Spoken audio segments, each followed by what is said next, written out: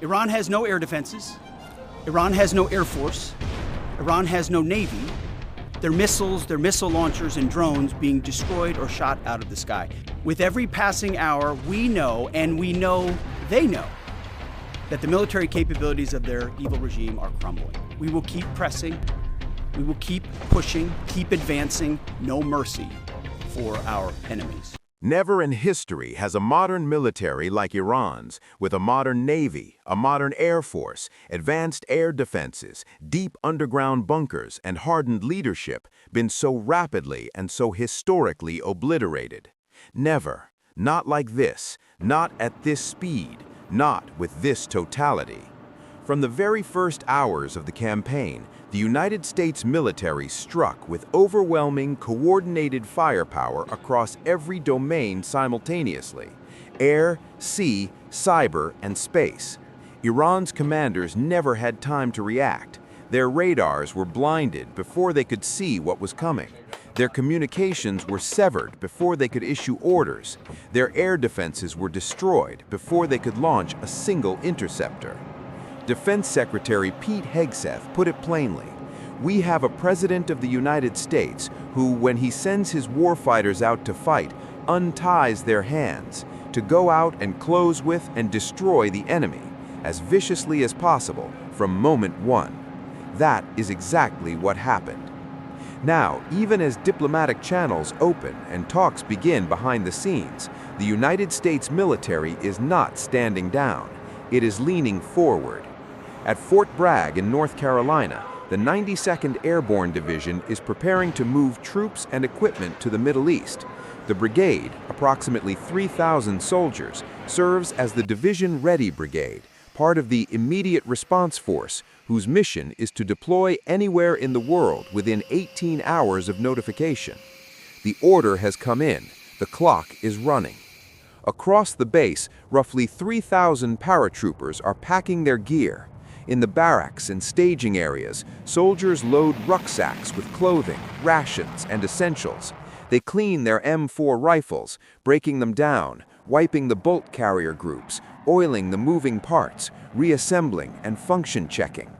Machine gunners pull belted ammunition from crates, feed the linked rounds through their weapons to verify smooth feeding, then coil the belts and pack them into ammo cans.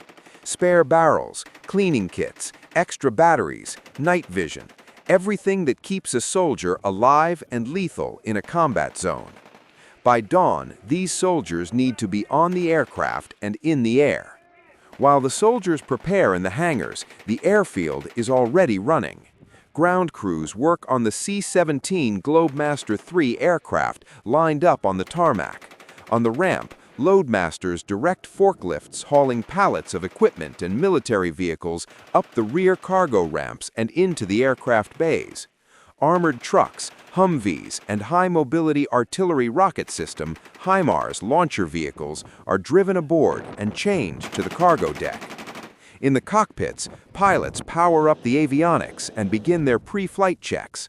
Navigation systems, radar, flight management computers. Every system is tested and verified before the first soldier sets foot on the ramp.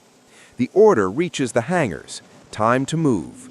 The soldiers grab their bags and personal weapons and file out of the buildings onto the airfield.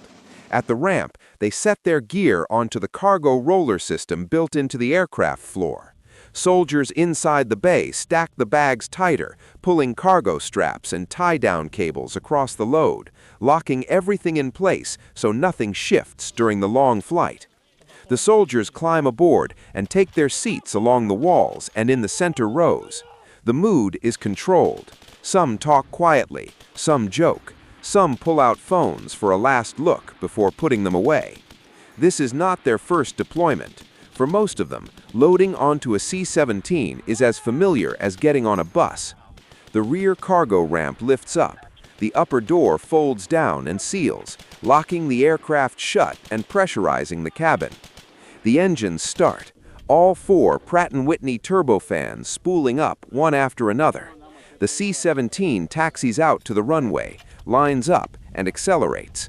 The heavy transport lifts off and climbs into the morning sky. 14 hours later, the first C-17 touches down at a military airfield in Qatar. The rear ramp drops the moment the aircraft reaches the unloading area. Offloading begins immediately. HIMARS rocket launcher vehicles start their engines, unchain from the cargo deck, and drive down the ramp straight onto the tarmac. They do not stop at the airfield. They drive directly to their assigned firing positions near the border. Armored vehicles follow. Cargo pallets are pulled off by forklifts. The turnaround is fast. On the aircraft carrier USS Abraham Lincoln operating in the region, Marines are loading into helicopters for their own deployment to Qatar. They board Sikorsky MH-60S Knighthawks and V-22 Ospreys parked on the flight deck. Full combat gear, rifles, body armor, packs, ammunition.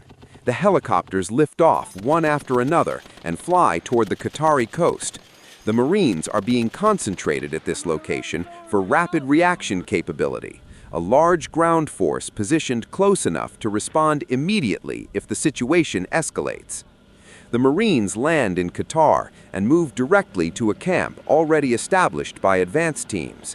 Tents up, perimeters set, communications running. The arriving troops drop their gear, receive a quick orientation briefing, and take their positions. At the same time, transport ships offshore begin launching amphibious assault vehicles into the water. The AAV, Assault Amphibious Vehicle, is an armored tracked machine that operates both on water and on land.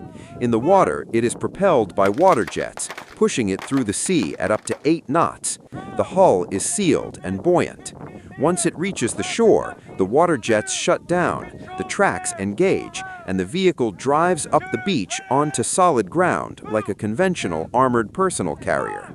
It carries up to 21 Marines with full gear and is armed with a turret-mounted machine gun and grenade launcher.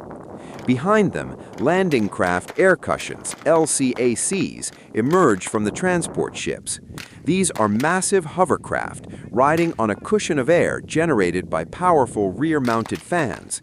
Each LCAC can carry up to 60 tons of cargo across the water at speeds exceeding 40 knots.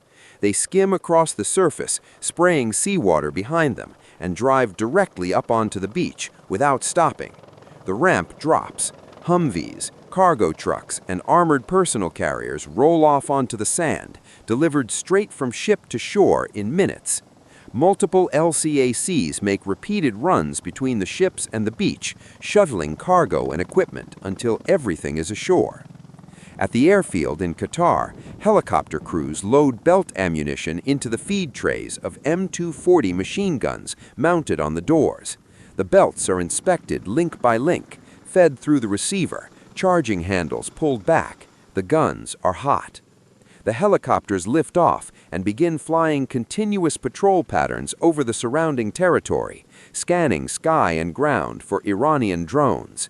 If a Shahed appears on their sensors or is spotted visually, the door gunners engage and destroy it before it reaches the troops or the base. One helicopter returns to refuel and rearm. Another takes its place in the air. The perimeter is covered at all times.